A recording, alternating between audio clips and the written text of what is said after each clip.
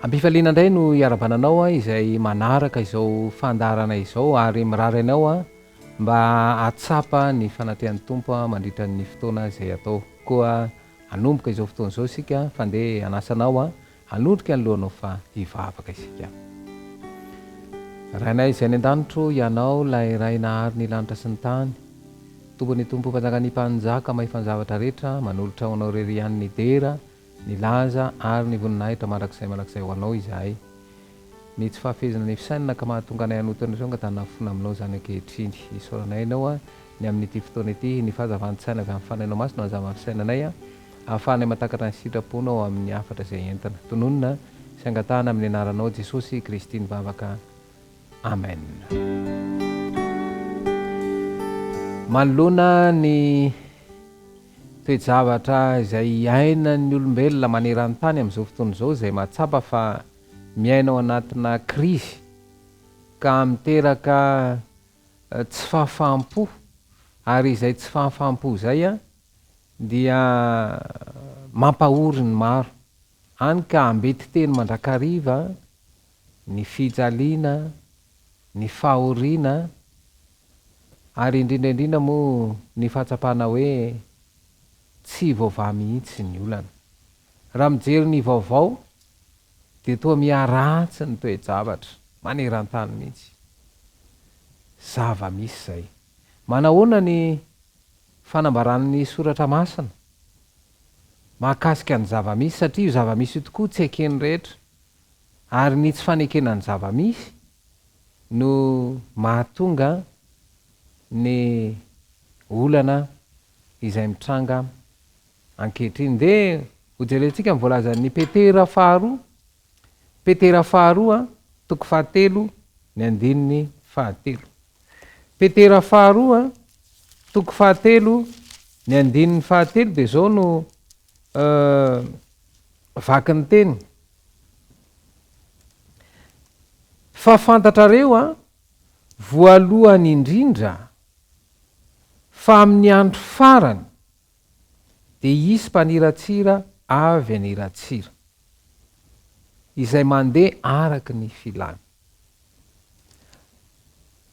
Ny zava-misy dia mizara anankiroa. Ny zava-misy raisina avy aty ivelany, izay no mibaiko sy ny feno rehetra, fa ny tena zava-misy dia ny ao anaty ihany koa izay tsy baikoinao.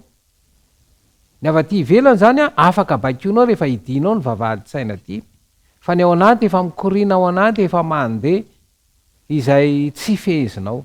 Fa ny avy aty ivelany azo atao tsara ny mifehy azy raha manidina ny vavahady-tsaina. Kanefa le avy aty ivelany tena matanjaka be, ary io no mibaiko ny rehetra, satria ny zavatra avy aty ivelany miditra ao anaty izay zava-misy izay no mifehy, ary io no mamaritra ny filana.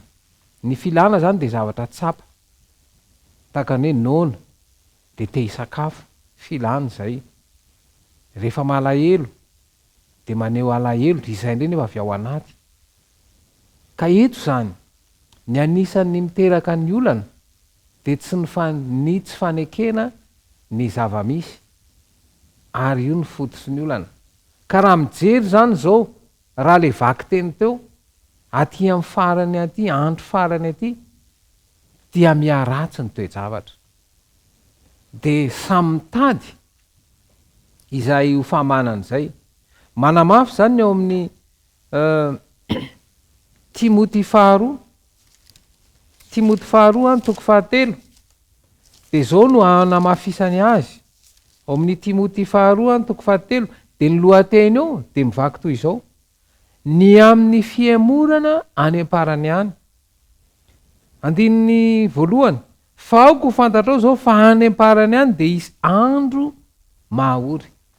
Le tany am Petera faharoa teo dia tena nresahany hoe mifaniratsirana, ary tena zany mihitsy anie ny zavatra misy amin'izao hoe ity faniratsirana ity dia tena manahirana, ary indrindraindrindra tsy zaka ny ray aman-dreny ny fanaovan'ny zanaka tsinotsinona azy. Kanefa ilay fiarahamonina dia miroso any amin'izany faniratsirana izany.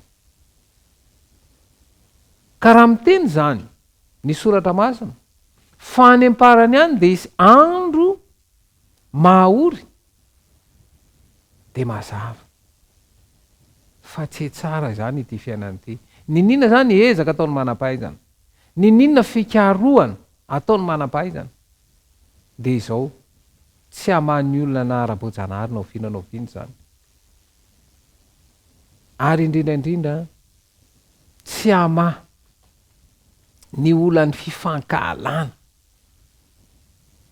satria rehefa toiza ny vaky teny io le ao amin'ny Timoty 2:7 de ny 5 de tonga dia resahana eo fa ny olona ay zany lay andro mahory a vokatr'ilay olona de rehefa tenena am'izay ny olona de hoe fa ny olona ho tia tena, ho tia vola, mpandoka tena. Ay zany ny fototry ny olana de tsy avaiza fa vao amin'ny olombelona ihany. De raha miresaka avy eo amin'ny olombelona de tsy inona fa ny avao amin'ny fomba fisainana. Izay ity tontolo ity no manefy ka le fanefena avy amin'ny zava-misy raisina avy aty ivelany izay makao anaty de zay le manefy fa tsisy mieritreritra n'lay avy ao anaty. Ary zay no ko fantatsika hoe mandray ny afatra avy aty ivelany am'retsika dimy izay ny fohy be ao amin'ny sainao, kanefa le ao anaty indray raha vela izy ny asa de izao tsy teraka, tsy atsapany tena hoe fijaliana sy fahoriana izay reny no mitarika an'le fanehoana ny toetra ratsy a izay tsy zaka ankehitriny. Ary io no mampimenimenina sy mampikaikaiky ny maro.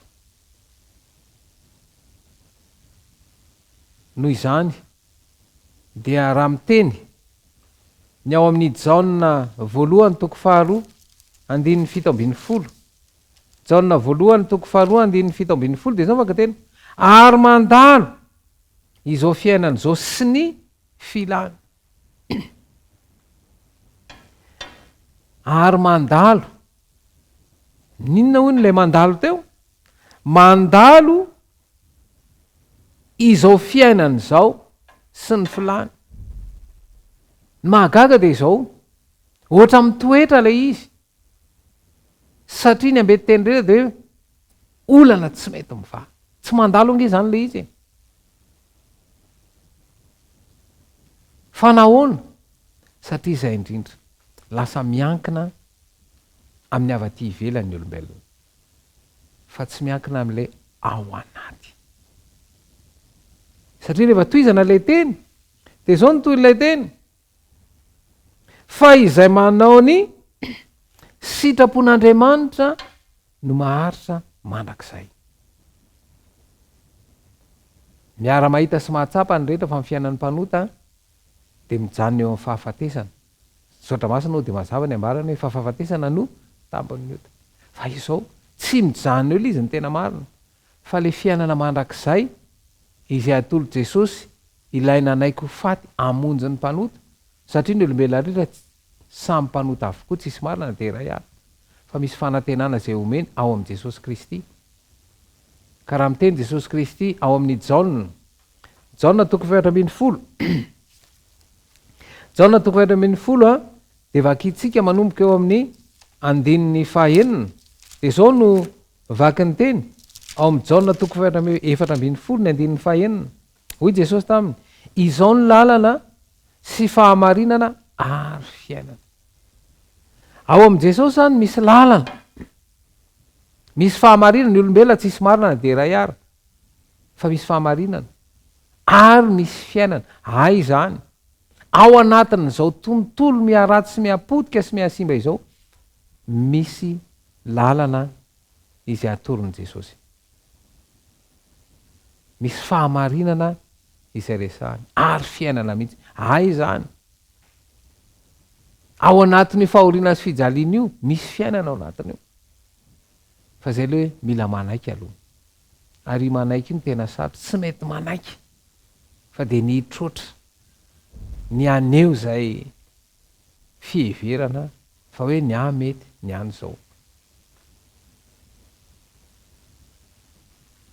Koa manoro lalina loha Jesosy raha miteny izy hoe Jesosy ny lalana fahamarinana ary fiainana. Ao anatin'ny fijaliana sy fahoriana io misy hafatra tiana ampitaina ny hevitry ny tena fiainana. Ary izay no mahatonga ny teny izay voalaza ao amin'ny Romanina toko 7:5. Romanina toko 7:5. Romanina toko 7:5 de zao mivaky ny teny. Ary izay eo amin'ny nofo de tsy mahay manao ny sitrapon'Andriamanitra. Eo indrindra izany, ao amin'ny nofo no atsapahanao ny filana, ny fijaliana, ny fahoriana. Fa rehefa afantoko amin'ny Kristy kosa ny fisainanao ray manontolo de atsapy ianao ilay fiadanana izay omeny Jesosy. Ary zay mahatonga Jesosy miteny hoe fiadanana no avelako anareo tsy tahaka ny fanomeny zao tontolo zao. Ao amin'ny Jesosy rehefa afantoko amin'ny Jesosy ny fisainanao ray manontolo de iamazava i fisainana io. Ary anaiky ny zava-misy ka hivadika fahatsapana izay amolavola ny fisainana ahafahanao miatrika an'ireo toe-javatra manahirana omeny ty fiarahamonina ity. Ka raha mahatoky sy mino azy ianao ary apetraka ao amin'ny fahafenona eo aminy ny fiainanao ray manontolo de atsapa fiadanana ianao. Andeha anasanao hanoloka alohanao fa hivavaka isika. Misaotra anao Jesosy noho ny fanantenana izay omenao. Ity tontolo ity de mametraka anay tokoa anatin'ny fahatsapana fahoriana sy fijaliana mandrakariva kanefa ao aminao de misy fiainam-baovao araka nambarina ianao ny lalana sy fahamarinana ary fiainana. Tario aminao zay Jesosy ary ampanaiky anay ny sitraponao ka tonga anay anana fiainam-baovao miaraka aminao. Tononona sy angatana amin'ny anaranao Jesosy Kristy mivavaka. Amen.